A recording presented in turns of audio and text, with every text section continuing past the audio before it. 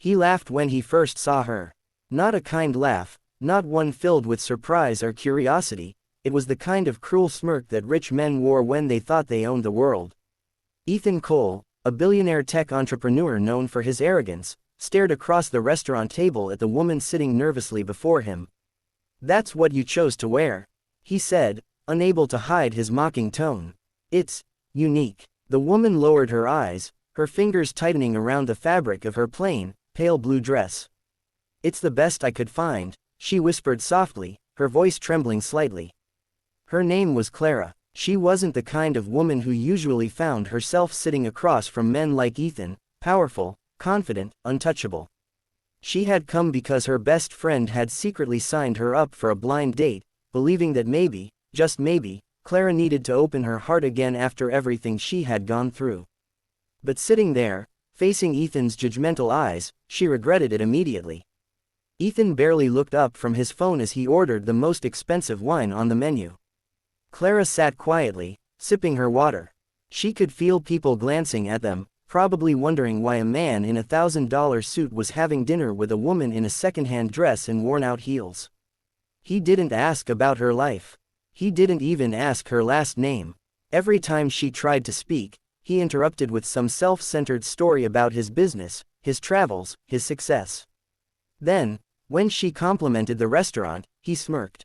"You know, you're kind of brave for wearing something like that here. Most women I date care about how they look." Clara's face flushed. She wanted to stand up and leave, but something inside her told her to stay. Not for him, but for herself.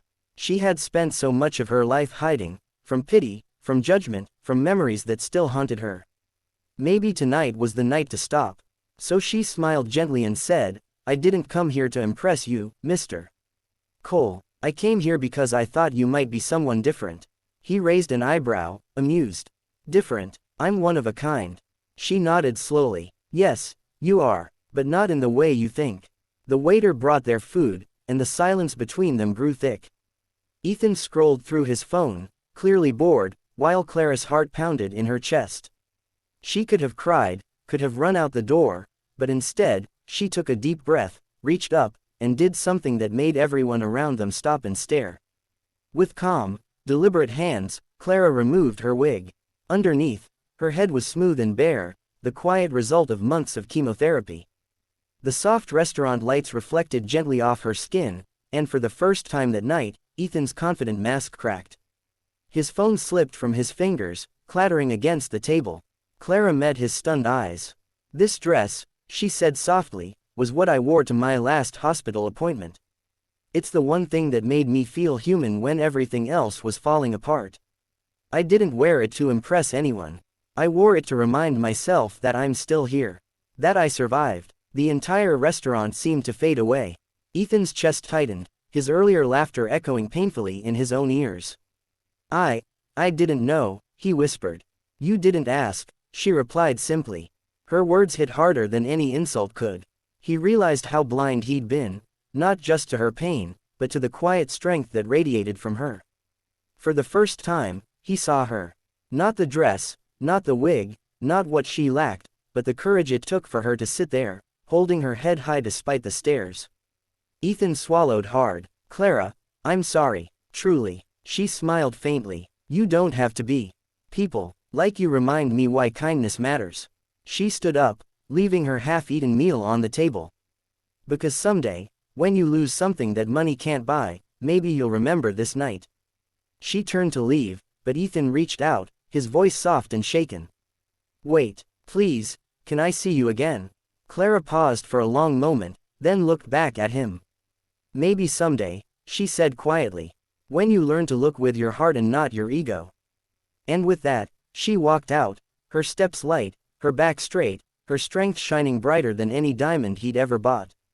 Ethan sat there long after she left, staring at the door. For the first time in years, he felt small. All his wealth, his power, his influence, none of it could buy the grace she carried so effortlessly.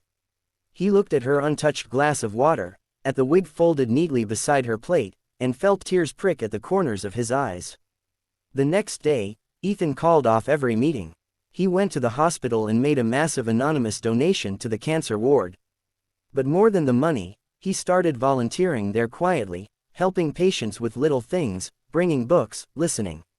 He never saw Clara again, but sometimes he thought he heard her voice in his head saying, "Be different in the right way."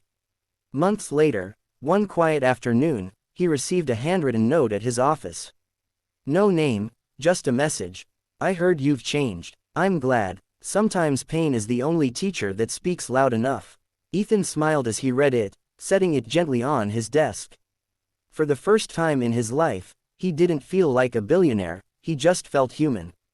The message of that night stayed with him forever, that behind every stranger is a story you know nothing about, and sometimes the most beautiful people are the ones who've survived the hardest battles. And somewhere in a quiet part of the city, Clara walked through the park with the wind brushing softly against her bare head, finally free from the weight of hiding. She smiled up at the sunlight, whispering to herself, "You don't need to be perfect to be worthy of love, you just need to be real." That night, two hearts that began on opposite sides of a table ended up finding the same truth: compassion will always be richer than gold.